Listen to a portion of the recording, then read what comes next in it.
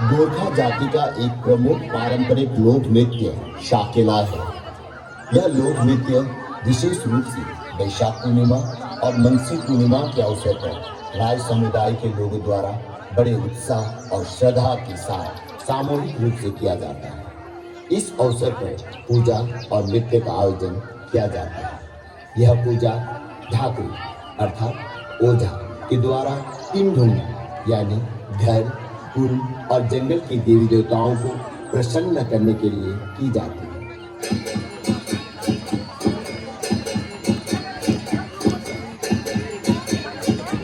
वर्तमान समय में शाकेला एक महत्वपूर्ण लोक नृत्य के रूप में प्रस्तुत किया जाता है।